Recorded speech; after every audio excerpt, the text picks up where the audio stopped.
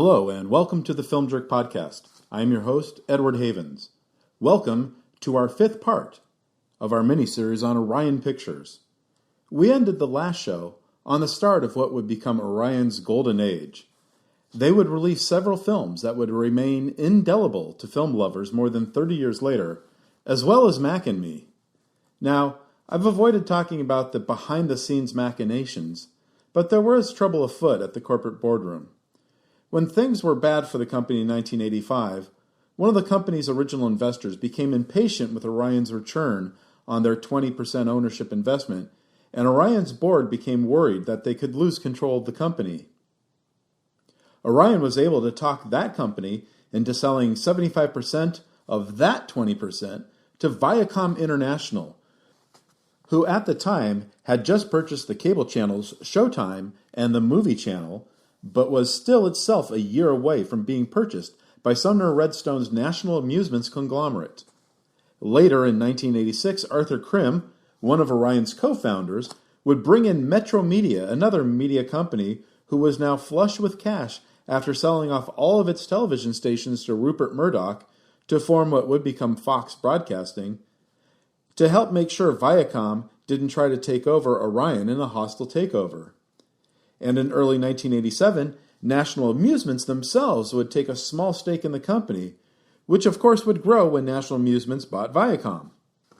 When Orion would enjoy their best year in 1986, financially and at the Oscars, Metro Media's John Kluge and Redstone would get into a bidding war for control of the company. Redstone would up his stakes in Orion from 21 to 26%. Then Kluge would up his investment to 31%. Then Redstone would try to up his stake to 36%, which Kluge tried to raise his stake all the way up to 57%. All of this one-upmanship would drive the stock price sky high, and by May of 1988, Kluge would buy out Redstone's shares for $78 million. For Kluge, who at the time was reputed to be the richest person in America, that would have been a drop in the proverbial bucket. But for Orion, it was a much-needed vote of confidence, one that they desperately need in the years to come. Jean-Pierre Denis' Field of Honor from Orion Classics would be the first release for 1989 when it arrived in New York on January 20th. It's a French war drama that was in competition at the 1987 Cannes Film Festival against such films as Barfly, The Belly of an Architect, Dark Eyes, Prick Up Your Ears, Under the Son of Satan, and Wings of Desire. Chris Campion plays a poor farmer in the south of France who sells his draft exemption from military service to provide for his family, unaware that Napoleon III is about to declare war on Prussia. Orion Classics would release Louis Malle's 1971 classic, Murmur of the Heart, back into theaters starting on February 3rd. Today, it seems strange that an older film might get some kind of theatrical release without being tied into some kind of anniversary or to a new release from that filmmaker. But Malle's previous movie, Au revoir les enfants, had come out at the end of 1987, and he wouldn't go into production on his next film, May Fools, for several months. Murmur of the Heart, which is partly autobiographical, tells the story of a precocious teenager in 1954 France who is torn between a rebellious urge to discover love and the ever-present, almost dominating affection of his mother. The film would only play in a single theater in major cities, but it would play for over a year and gross $1.16 million. Stephen Herek's Bill and Ted's Excellent Adventure had quite the adventure getting into theaters. The film was first set up at Warner Brothers with a potential $10 million budget, but Warner's couldn't figure out how to make the budget work. Then it was set up at Dino De Laurentiis' new distribution company, De Laurentiis Entertainment Group, with a budget of $8.5 million. Production would start in early 1987 and would last for 10 weeks. Post-production would continue throughout the summer and fall, on its way to a scheduled February 1988 release. But then De Laurentiis ran into a little bit of cash flow issues, less than 3 years after its founding, and they were forced to sell all of the distribution rights except for the television syndication to Nelson Entertainment for $1.5 million, who churned around and sold the theatrical distribution rights to Orion, who scheduled the movie for a release on February 17, 1989, a full year after its original expected release date. The film would be released into 1,190 theaters and would gross more than $6 million that President's Day weekend, good enough for third place overall, behind the new Tom Hanks movie The Burbs and Rain Man, but better than the other new openers that weekend, The Fly 2, Cousins, True Believer, Tap, The Mighty Quinn, and Paper House. The movie would continue to play theaters for months. 3 months after the film opened, I would get my first theater as a general manager, a 4-screen Dollar House in San Jose, and one of the first movies I was able to book was Bill and Ted. One of the great things about managing a Dollar House was that when you talked to your film booker each Monday, he or she would give you a rundown of the titles that were available to you, and you could pick whichever movies you wanted to play and pair them together however you wanted. So one week I could pair Bill and Ted with Baron Munchausen and see how that went. Then a couple weeks later, pair it with How I Got Into College and see how that went. As long as I wasn't pairing a PG or PG-13 movie with an R-rated movie, I could do whatever I wanted. I mean, how great would it have been to have paired Bill and Ted with something like Heathers? But Heathers was rated R, Bill and Ted PG-13. Couldn't do it. I think I played Bill and Ted for 5 or 6 months, and it was a lot of fun to watch portions of the movie over and over. I look back at my time at that theater, the UA Movies at Blossom Hill, and it was definitely the most fun I had working at theaters. But that's another story for another time. John Milius' $16 million World War II drama Farewell to the King arrived in theaters on March 3rd. Nick Nolte stars as an American deserter who manages to escape a Japanese firing squad and becomes a king to a tribe of native Borneo Indians who consider him a god because of his blue eyes. And Nigel Havers and James Fox are 2 British soldiers who have parachuted into the area to find local support to fight the Japanese. The film was based on a French novel published in 1969, whose writer was going to direct a film version of his novel in 1972 with Donald Sutherland that never got made. This would be Milius' first film in 5 years, since his success with Red Dawn, and would end up being the penultimate film of his feature directing career. It's an interesting film, but audiences wouldn't care about it. Opening in 650 theaters, Farewell to the King would gross $1.15 million its opening weekend, and the following week it would lose 62% of that audience, and would never really recover. The film quickly moved to dollar houses and drive-ins, where it made its final $420,000 over the course of 9 more months. Claire Denis' first directorial effort, Chocolat, premiered in America on March 10th. Denis had made a name for herself as an assistant director for Wim Wenders on Paris, Texas and Wings of Desire, and for Jim Jarmusch on Down by Law. Chocolat tells the story of a French family living in Cameroon and how each member of the family relates to one of the Cameroon natives who works for the family as a servant. Themes of colonialism and post-colonialism would be a major part of Denis' career, and the script co-written by her would touch on her own life as the child of a French civil servant who moved his family to countries like Burkina Faso, Cameroon, and Senegal every couple of years so his children could learn more about the world around them. The film would bring Ivory Coast actor Isaac de Bancol his first major international exposure, and it would be the first of several collaborations with Denis, and would soon bring him into the orbit of Jarmusch, for whom he would become a regular collaborator with the actor, starting with 1991's Night on Earth.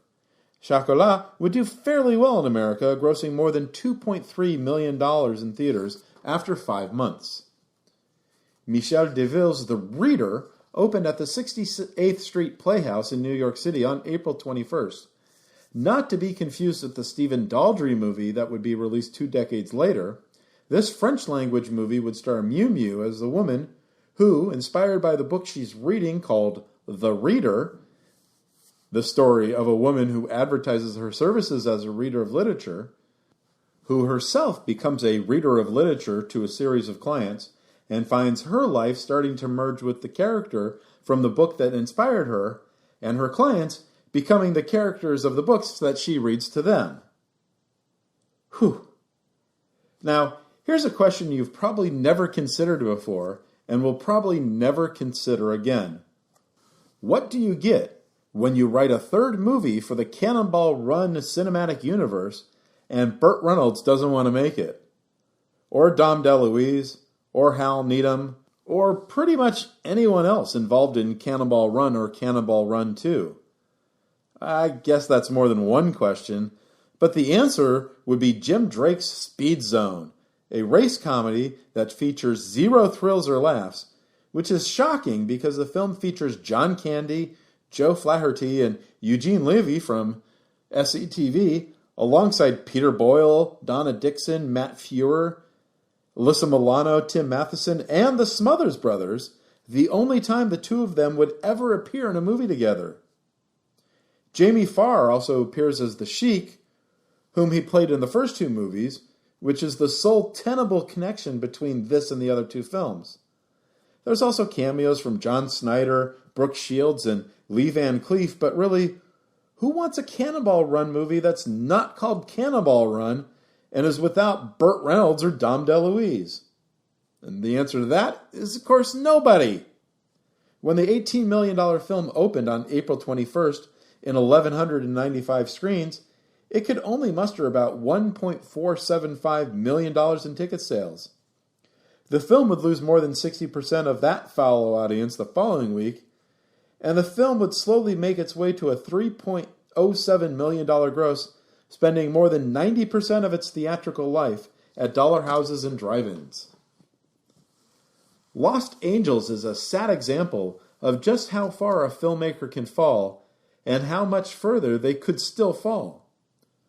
Hugh Hudson was a British documentarian and commercial director who was handed the debut feature film of a lifetime, Chariots of Fire, which would go on to win the Academy Award for Best Picture of 1981. Hudson would follow Chariots 3 years later with Greystoke, The Legend of Tarzan, Lord of the Apes, which would be a hit with audiences and receive some good notices from critics, but it also had the distinction of being the only film in history to have a dog nominated for Best Adapted Screenplay. Oscar-winning screenwriter Robert Towne wrote the original screenplay for the film and was supposed to direct it, but he was forced to give the movie up when he ran into a series of issues with the production of his directing debut, Personal Best. Hudson came in, brought in a new screenwriter, and Towne, rather unhappy with the whole affair, gave his writing credit for the film to his dog, P.H. Vazak. As soon as he was done with Greystoke, Hudson unwisely rushed into making Revolution, which featured Al Pacino as a New York fur trapper who involuntarily becomes a member of the revolutionary force against the British during the War of Independence. Yes, a British filmmaker making a movie about the Revolutionary War from the point of view of the Americans. And if that wasn't quite enough a kicker, it was being financed by the giant British production company Goldcrest and was filmed all across the British county of Norfolk. The film was rushed in production and rushed through post-production so it could be one of the big Christmas movies of 1985, which also means dreams of Oscar glory. But none of that would happen. Critics hated the film, audiences completely ignored it, grossing less than $360,000 after being pulled from theaters after just 5 weeks. And Pacino would not make another movie for 4 more years. Hudson also wouldn't work for another 4 years, and when he did, it would be this independently produced drama, which would feature the acting debut of Adam Horovitz, better known as King Ad Rock from the Beastie Boys. Horovitz plays Tim, a troubled young man from Los Angeles who is remanded to a private psychiatric hospital after he is involved in a violent confrontation with a police officer. Donald Sutherland plays the doctor under whose care Tim is placed, who's also dealing with some issues of his own, and future Melrose Place star Amy Locane would make her own feature debut as a friend of Tim's who was also arrested and sent to the same hospital. While the film takes place in Los Angeles, most of the film was shot at an abandoned mental hospital in San Antonio. The film would be selected to play in competition at the 1989 Cannes Film Festival, where it would be overshadowed by the likes of Spike Lee's Do the Right Thing, Steven Soderbergh's Sex, Lies, and Videotape, Jim Jarmusch's Mystery Train, and Giuseppe Tornatore's Cinema Paradiso. The film would open in limited release in America on May 5th, a couple weeks before the Cannes Film Festival started, and there's strangely no mention of its selection in any of the advertising, which features an extreme close-up of Horvitz smoking a cigarette while Locane looks on behind him. The film would open in a couple hundred theaters. At least that's my assumption based on the 52 theaters listed in its New York Times display ad opening day and the 43 theaters listed in the Los Angeles Times display ad. But there is no easily available breakdown of just how many theaters or how well it did that first week. All we have is a final gross of $1.25 million, and I'm not even sure how many weeks it played in theaters. One film we do know how well it performed upon release is Jim McBride's Great Balls of Fire. This would be the second film McBride would make for Orion Pictures after 1983's Breathless. This time, he tells the story about the killer himself, Jerry Lee Lewis, from his rise as a rock and roll star to his fall from grace when the public learns of his marriage to Myra Gale Brown, his 13-year-old first cousin once removed. And all of this amazingly happens in just a 2-year period, from 1956 to 1958. Adapted by McBride and co-writer Jack Baran from the book by Brown, the film stars Dennis Quaid as Jerry Lee Lewis, Winona Ryder as Brown, John Doe from the seminal punk rock band X as Brown's father, who's also the bass player in his cousin Lewis's band, and Alec Baldwin as another cousin, preacher and future televangelist Jimmy Swaggart. The film would open in 1,417 theaters on June 30th, and Orion would spend $10 million promoting the film, $2 million more than the full production budget of the movie. But it would only open with a $3.8 million gross, good enough for 7th place, and about $240,000 more than Do the Right Thing, which also opened on the same weekend, but only opened in 353 theaters. It would fall out of the top 10 the following week and would mostly disappear from theaters after 6 weeks and $13.74 million. Gerard Corbiau's The Music Teacher, which had been nominated for the Best Foreign Language Film at the Oscars earlier in the year, would open at the Lincoln Plaza Cinemas in New York City on July 7th. Jose Van Damme played an opera singer who would become a music teacher upon his retirement from the stage. He takes on 2 young singers, and the film examines their rigorous training as well as the relationships between the 3 people. Buoyed by the music of Mahler, Mozart, Schubert, and Verdi, the film would open with a fantastic $18,486 from just the one theater in its first 3 days. The film would continue to play in major markets for another half year, and would complete its American run with $1.09 million in ticket sales. Now, chances are, if you're under the age of 35, you probably don't know what UHF stands for. Back in the analog television days, there used to be 2 kinds of television channels. VHF, very high frequency, which were channels 2 through 13, and UHF, ultra high frequency, channels 14 through 83. VHF was usually where you'd find the major networks and major independent channels, and UHF was where you found the rest of the independents, because, despite its name, UHF channels couldn't broadcast as strong as VHF channels, so they couldn't get as many viewers. Here in Los Angeles, CBS is on Channel 2, NBC is on Channel 4, the CW is on 5, ABC is on 7, and Fox is on 11. There's also a major independent on Channel 9 and a less major independent, a former UPN station, on Channel 13. And then there are the weird independents like KDOC.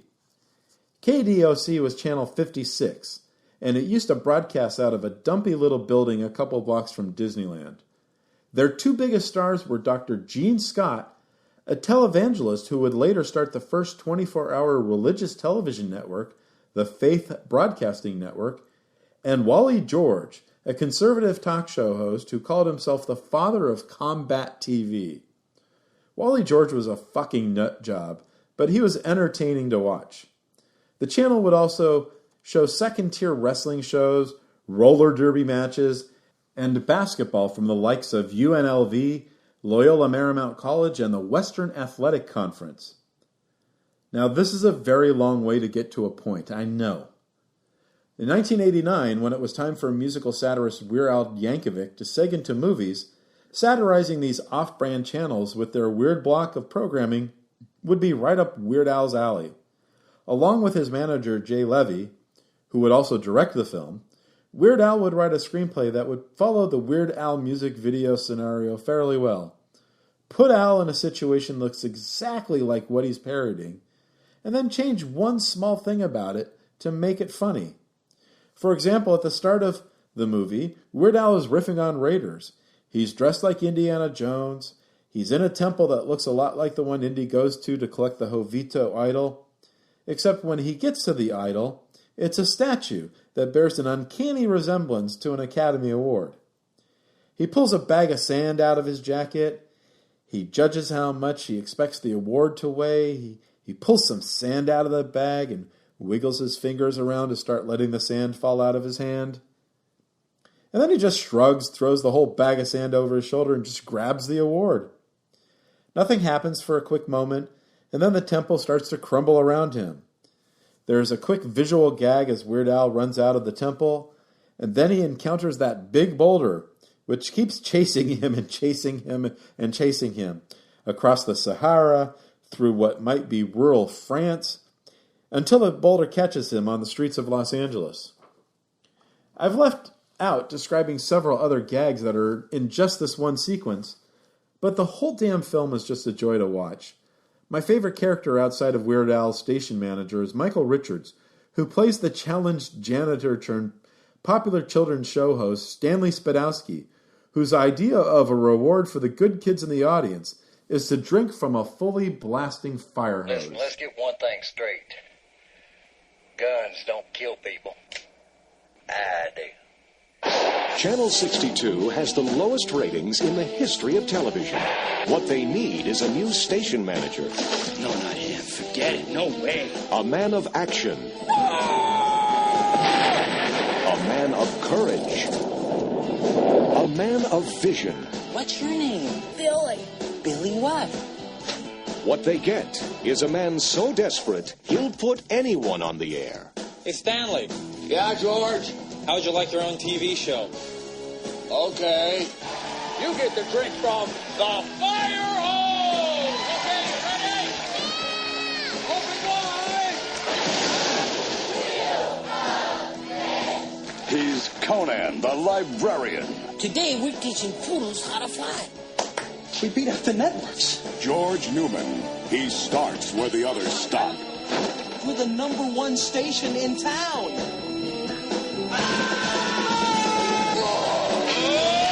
Orion Pictures presents Weird Al Yankovic in UHF, the movie.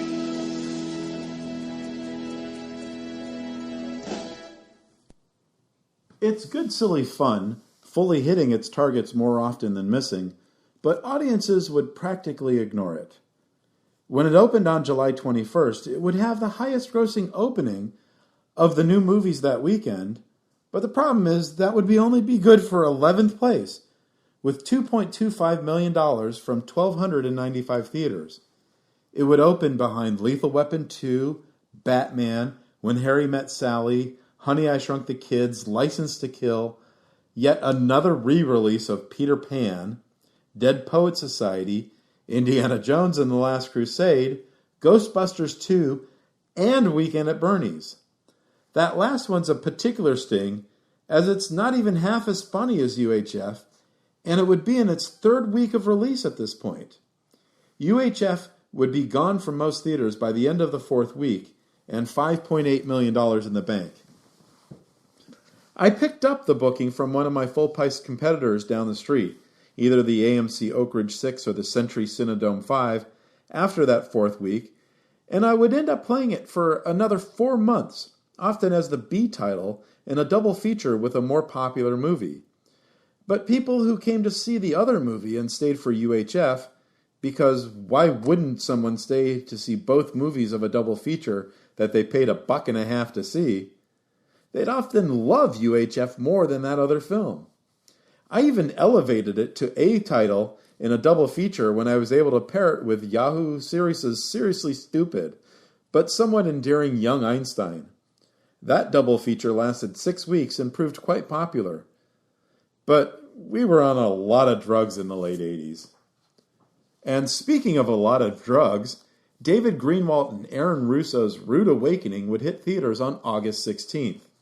This stoner comedy, featuring Cheech Marin but not Tommy Chong, would squander its rather talented supporting cast, including Robert Carradine, Cliff DeYoung, Julie Haggerty, Buck Henry, Louise Lasser, Andrea Martin, Eric Roberts, and Cindy Williams. Marin and Roberts play hippies who flee America for the jungles in Central America to avoid arrest by the FBI, who return to America 20 years later to discover their hippie friends have become materialistic assholes. Rita Kempley of the Washington Post put it succinctly when she called the movie stupefyingly idiotic, a calamity of wasted potential, and a lost forum for environmental and social issues. The screenplay would be the first produced effort of Richard LaGravenese, who would follow this up with The Fisher King. The opening of Rude Awakening would be a disaster compared to UHF. Playing in 953 theaters opening weekend, Rude Awakening would only open in 16th place with $1.12 million. Fifth of the 6 new openers, only ahead of Eddie and the Cruisers 2, Eddie Lives, and that's only because the latter movie opened in just 42% of the theaters that Rude Awakening was playing in. And that movie's biggest star, hell, that movie's only star, was Michael Paré. Orion would stop weekly tracking of the film after its second weekend, and after 19 weeks it would have grossed just $3.17 million. August 25th would see another Orion doubling up of its releases, targeting different demographics. Martin Davidson's Heart of Dixie was a drama about 3 sorority sisters at an Alabama college in 1957 who must deal with the difficulties of ethnic strife and integration. Phoebe Cates, Virginia Madsen, and Ali Sheedy are the 3 young women, and that's about the best I can say about it. Whatever this movie was trying to say about race relations is completely lost in translation. The $8 million movie also starred Don Michael Paul, Treat Williams, and RoboCop's Kurtwood Smith, and its opening would be a disaster compared to Rude Awakening. From 359 theaters, Heart of Dixie would open with just $367,000, good enough for 23rd place, and it would be gone from theaters after 5 more weeks and a $1.1 million final gross. Andrew Davis's The Package would arrive in theaters on August 25th. The $18 million Cold War drama features Gene Hackman as a Green Beret Master Sergeant who was assigned to bring Tommy Lee Jones's army deserter back from West Berlin to face a disciplinary action in the States. Only Jones isn't a deserter, Hackman learns after his prisoner escapes custody, but a professional assassin hired to kill the president of the Soviet Union. The impressive supporting cast includes Joanna Cassidy, John Hurd, Dennis Franz, Pam Grier, and, of all people, Ike Pappas, the reporter who was in the middle of trying to question Lee Harvey Oswald on live television when Jack Ruby pushed him aside to put a single bullet into President Kennedy's assassin. The Package would open in 323 theaters and pull in a respectable $1.85 million. the film's second weekend, Labor Day weekend, it would expand to 460 screens and gross $2.18 million, its best weekend. It would start to slowly drop screens and audience from there, finally grossing $10.65 million after 18 weeks. September 22nd would see the release of Erik the Viking, written and directed by Monty Python alum Terry Jones, which he adapted from his 1983 children's book, The Saga of Erik the Viking. The film would tell the story of a pacifist Viking, played by Tim Robbins, who is tasked with petitioning the gods of Asgard to put an end to the current age of Ragnarok. The film would also feature fellow Python John Cleese, as well as Python collaborators Charles McKeon and Neil Innes, as well as Eartha Kitt, Mickey Rooney, Freddie Jones, Jim Broadbent, and Gregory Girls star John Gordon Sinclair. The film would only open in 22 theaters and gross an acceptable $68,500, slowly expanding to 269 theaters by the end of October. But the film, despite its very impressive cast, would only gross $1.93 million after 15 weeks. And here's a fun fact. Terry Jones wouldn't be done with the film, though. Before its release on home video the following year, the director would cut the film down from 107 to 89 minutes. And then in 2006, when it was time to release the movie on DVD, Jones was given the opportunity to put his original theatrical cut out. But instead, he gave his son Bill the green light to do his own edit of the film. The so-called director's son's cut, with reordered scenes, much tighter pacing, and a remixed and redubbed soundtrack, would clock in at a mere 75 minutes. Today, you can stream it from Vudu, which lists the running time at 104 minutes, or Pluto TV, which lists the running time as 105 minutes, but actually runs 99 minutes, or Amazon or Google or YouTube, which each lists the running time at 103 minutes. Woody Allen's Crimes and Misdemeanors would open in limited release on October 13th. It would be Allen's 9th film for Orion in 7 years, and would be amongst the best reviewed of his career. Martin Landau plays a successful ophthalmologist who decides to have his mistress murdered when she threatens to expose their affair, and Allen, a married documentarian who falls for his brother's associate producer when the sibling hires the brother to make a movie celebrating his life. Once again, Allen assembles a top-notch cast, including Alan Alda, Mia Farrow, Angelica Houston, Jerry Orbach, and Sam Waterston. And once again, Allen would be nominated for both Best Original Screenplay and Best Director, and Landau would receive his second Best Supporting Actor nomination in as many years. And once again, the film would perform very well in its first few weekends in limited release, making more than $3 million in 3 weeks, playing in less than 70 theaters. And, like many other Woody Allen movies, the film would falter once it would go into wider release. By week 7, when it was playing in its widest point of release in 525 theaters, the film would gross less than $1.5 million, and after 12 weeks, the $18 million movie would finish its theatrical run with an $18.25 million gross. November 17th would see the release of not 1, not 2, but 3 Orion movies. The first would be Jim Jarmusch's Mystery Train from Orion Classics. Jarmusch's 4th film would be his first movie in color since his debut, Permanent Vacation, 9 years earlier, and would be his first anthology film, and it would be his first movie with a budget of more than $500,000. The $2.8 million movie tells the story of 3 groups of people who are all staying at the same flop house in Memphis. Jarmusch would bring in a number of his regular collaborators, including John Lurie, Tom Waits, and cinematographer Robbie Mueller, alongside Steve Buscemi and Clash frontman Joe Strummer.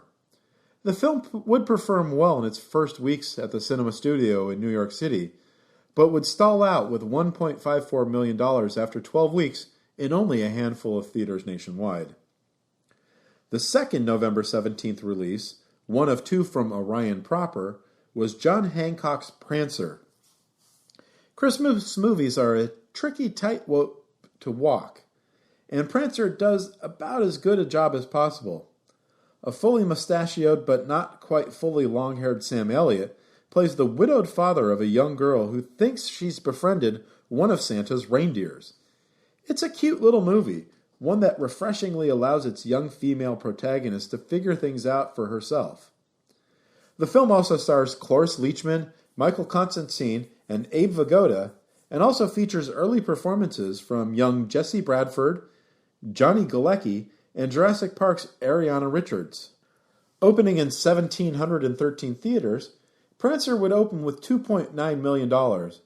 Good enough for 7th place overall, but 5th of the 5 new wide openers that week, behind Harlem Nights, The Little Mermaid, Steel Magnolias, and All Dogs Go to Heaven.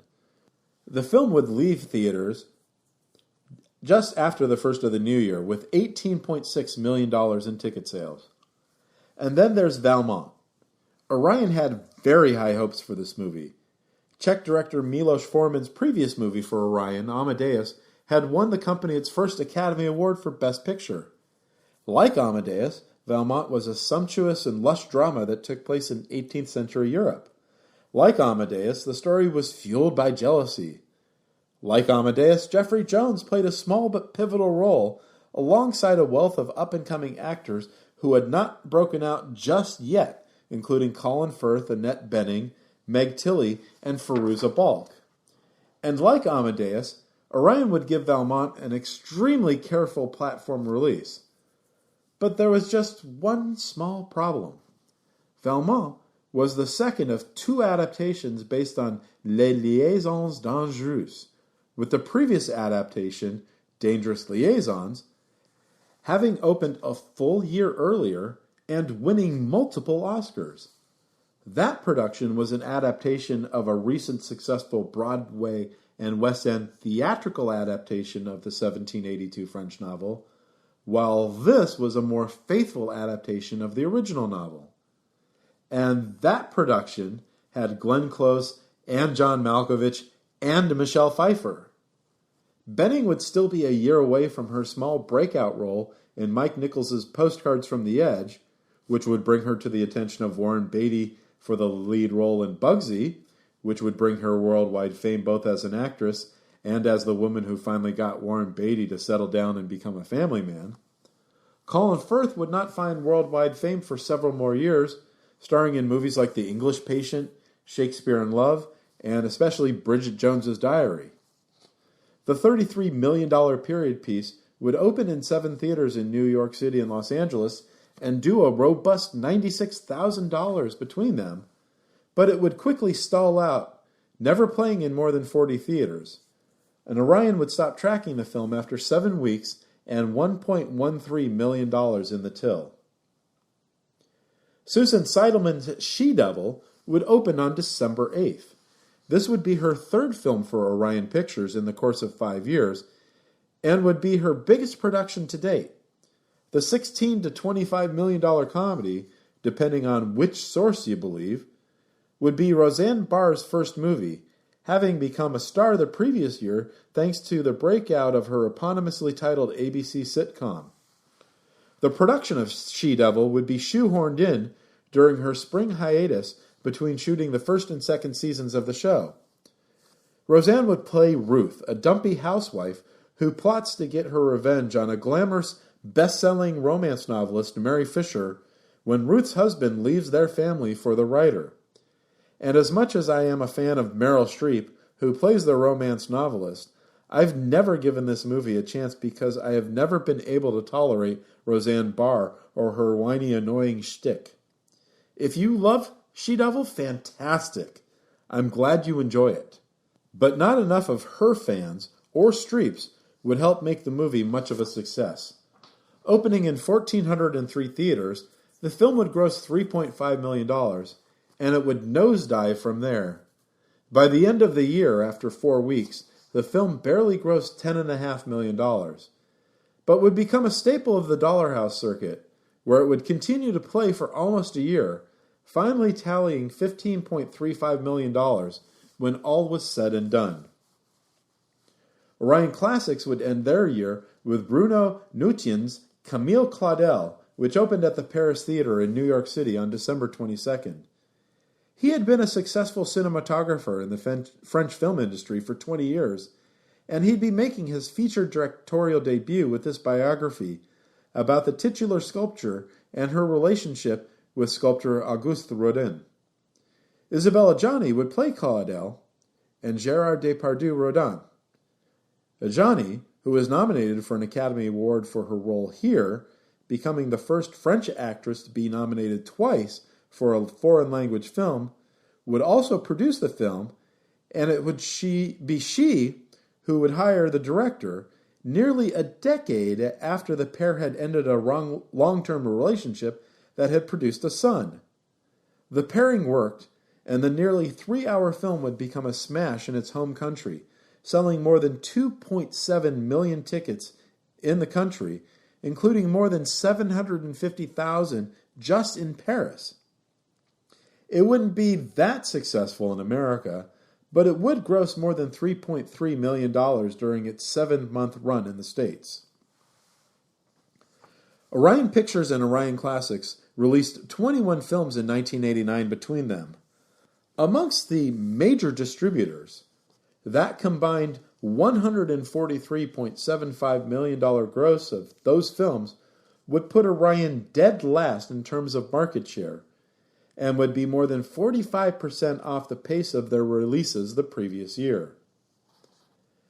After spending nearly a decade relying on local distributors to get their movies out to theaters internationally, Orion would make a deal with Columbia Pictures in early 1990 to release their titles under one international umbrella.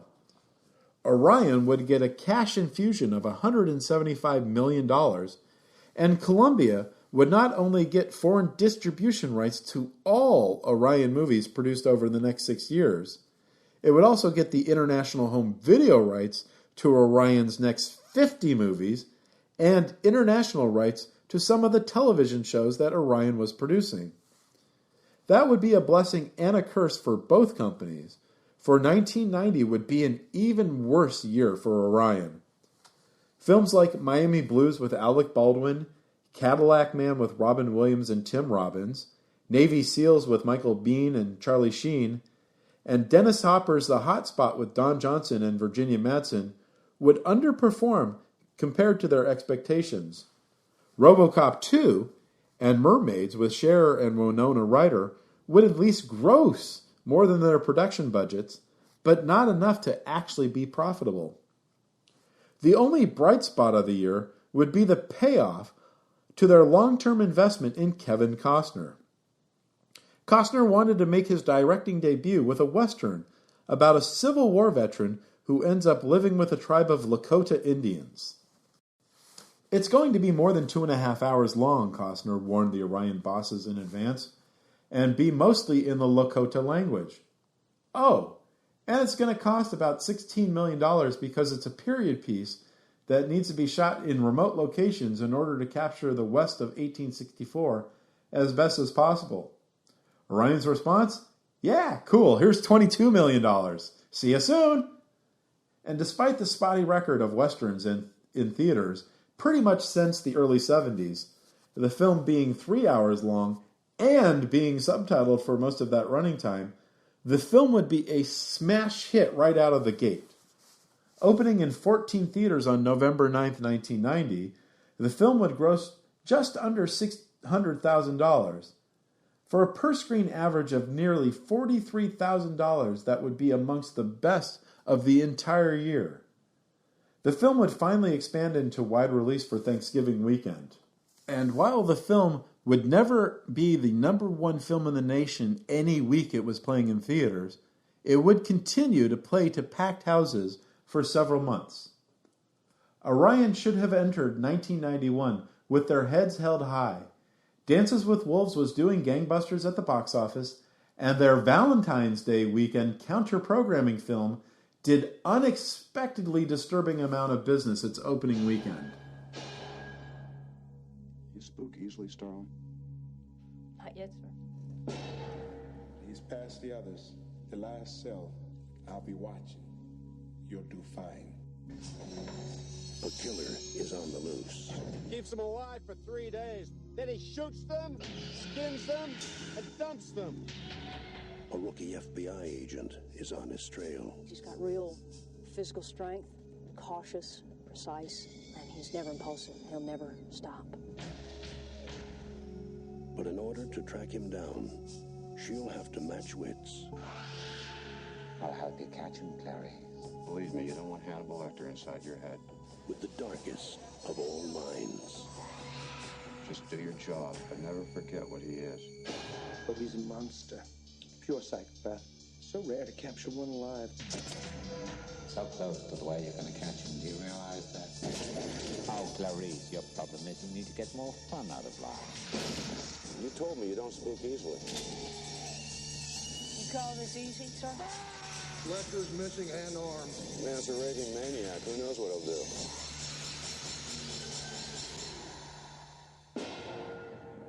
Thank you, Clary. Thank you.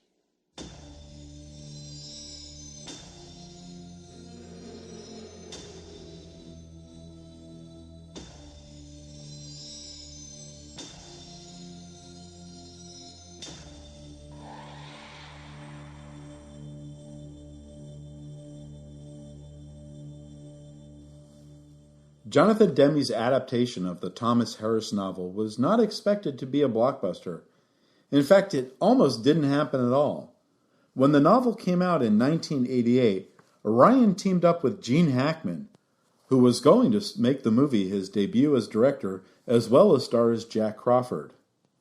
The agent who sends FBI trainee Clarice Starling to interview a serial killer in prison, Hannibal Lecter, about another series of serial killings currently happening. Hackman would abruptly leave the project after finding it to be too violent, and Demme would come aboard without having even read the script, whose first draft was still being written.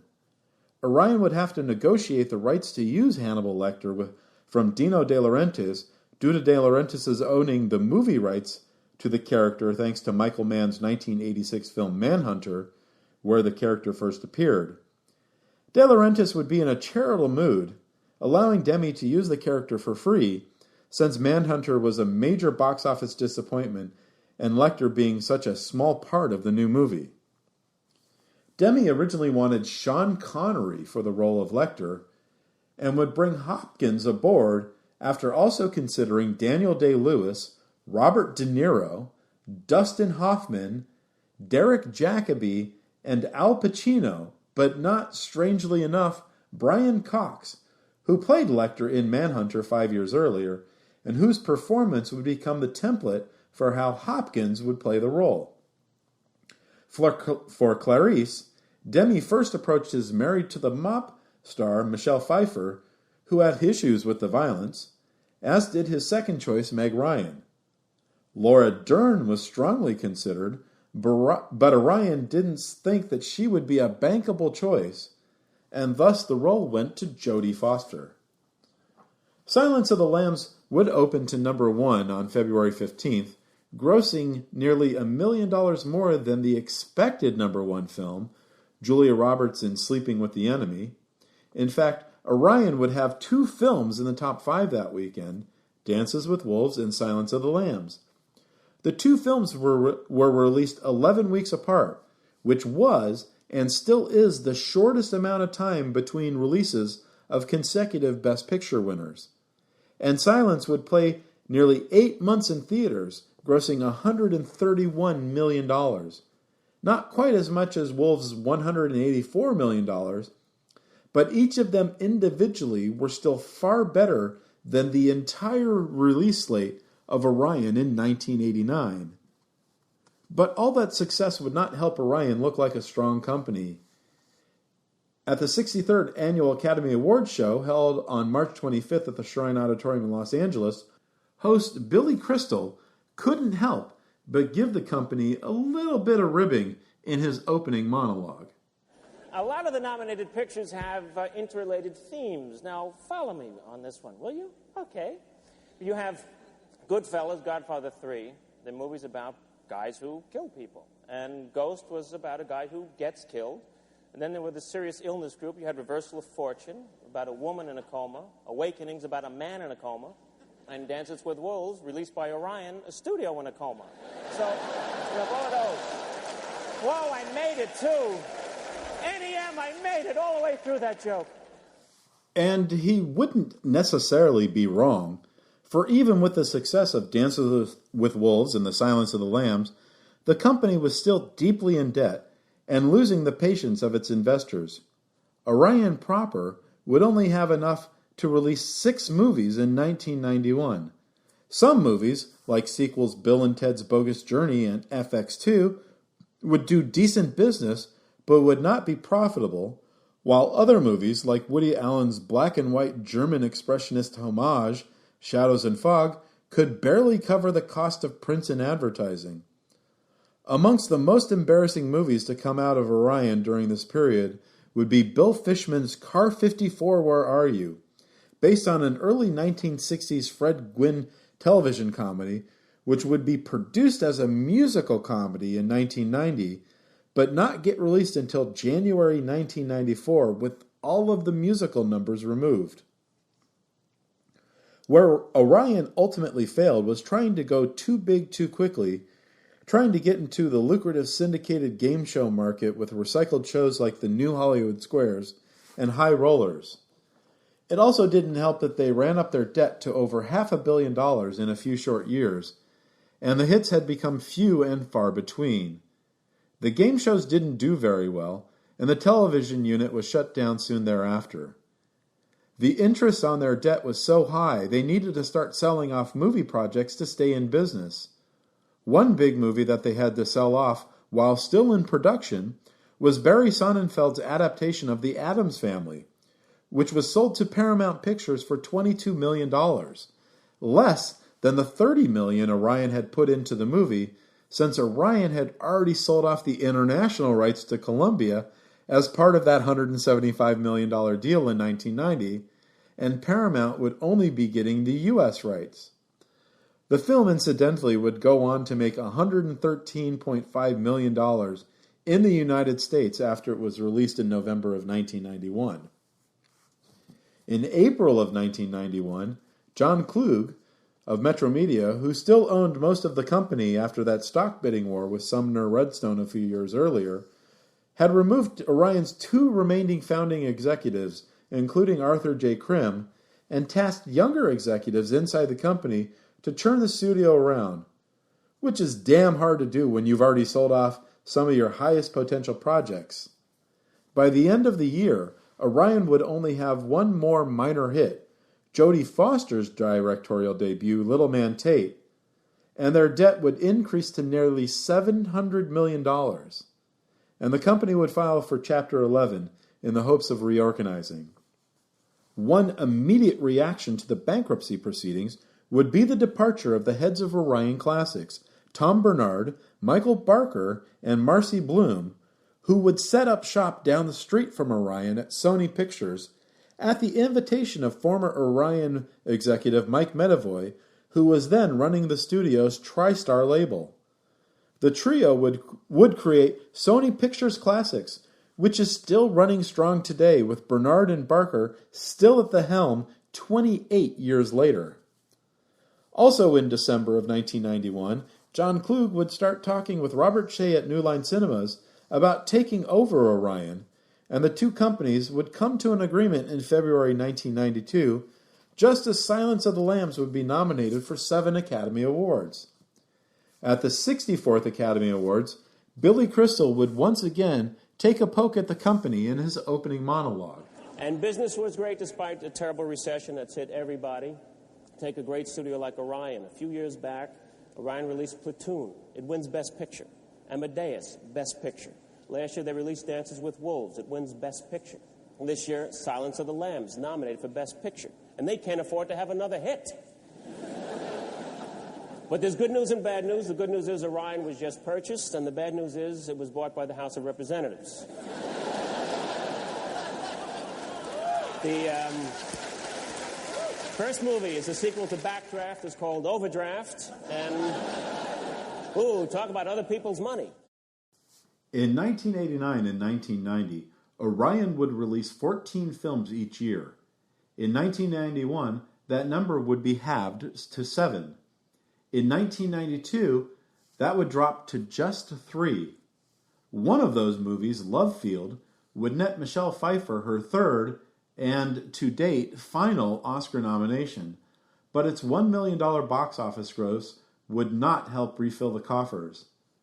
Shortly after Billy Crystal made that joke at the Oscars, the deal between Orion and New Line would collapse over just how much Orion was worth. And they'd continue on their own, basically trundling through the completed films still in their vault, alive, but just barely. 1993 would see 4 Orion releases, including George A. Romero's screen adaptation of Stephen King's The Dark Half and Fred Decker's RoboCop 3, but none of them would make back their budget. There would be 7 movies from Orion in 1994, including Jessica Lange's Oscar-winning Churn and Tony Richardson's Blue Sky. How long had Blue Sky been sitting on the proverbial Orion shelf? The movie had been shot between May and July of 1990, the post-production completed in early 1991, and director Richardson had passed away on November 14th, 1991, my 24th birthday. When Blue Sky finally arrived in theaters on September 16th, 1994, the reviews would be quite good, and Lange would also win or be nominated for Best Actress by the Hollywood Foreign Press Association, the Screen Actors Guild, the National Society of Film Critics, and the Chicago and Los Angeles Film Critics Associations. But good reviews and accolades don't always bring the audiences in, and the film would gross only $3.35 million. And then, nothing. Their own supply of movies had been exhausted, and the bankruptcy court would only allow them to license movies for distribution, not finance new movies. And so Orion sat dormant for more than a year and a half, until Metro Media merged Orion with another one of their acquisitions, Samuel Goldwyn Films, to form Metro Media Entertainment Group.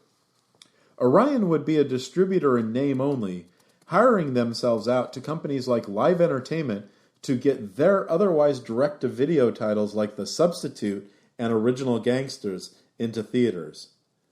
Orion would have a minor success in Victor Nunez's 1997 drama Yuli's Gold, which would gross more than $9 million from a $2.7 million budget and would score Peter Fonda his only Academy Award nomination for acting. But by 1999, Orion Pictures would be dead. But in the modern world, where IP is king and name recognition is seemingly everything, Orion Pictures would make a comeback in the 2010s. The company that had been founded in 1978 by a group of United Artists executives looking to forge their own path was revived by none other than United Artists, who had taken ownership of the Orion name and library years earlier when Metro Media had sold Orion and Goldwyn to MGM-UA. Today, Orion mostly distributes horror and fantasy films, and it's mostly working. The Belko Experiment grossed more than double its production budget, as did Wish Upon and Every Day and The Prodigy. Anna and the Apocalypse didn't do so well, but at $45 million, the recent remake of Child's Play was Orion's highest-grossing movie since Silence of the Lambs.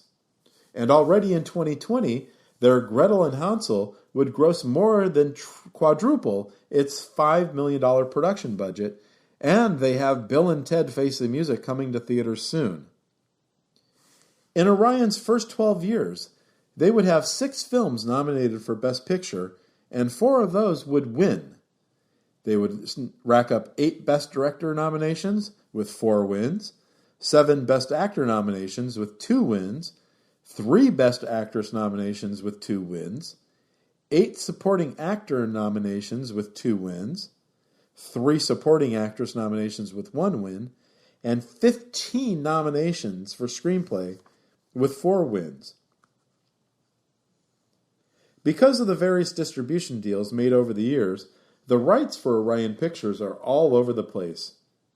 Its Facebook status would definitely be, "It's complicated." For example, Orion co-produced Three Amigos with HBO. HBO still owns the pay television and home video distribution rights, but Orion owns the copyright to the movie and all other rights. The movies produced by Orion between 1978 and 1982, when it was a joint venture with Warner Brothers, are with Warner Brothers, and most post-1982 titles are with MGM UA, but some, like the 2 films produced by Saul Zaentz, Amadeus and The Unbearable Lightness of Being, are with Warner's. The Cotton Club is now owned by Lionsgate from when they purchased the film library of Coppola's Zoetrope Studios.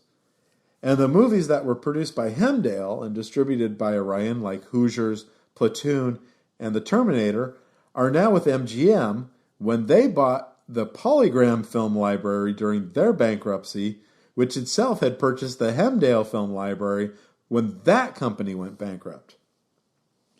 For me, I love hearing that Orion fanfare.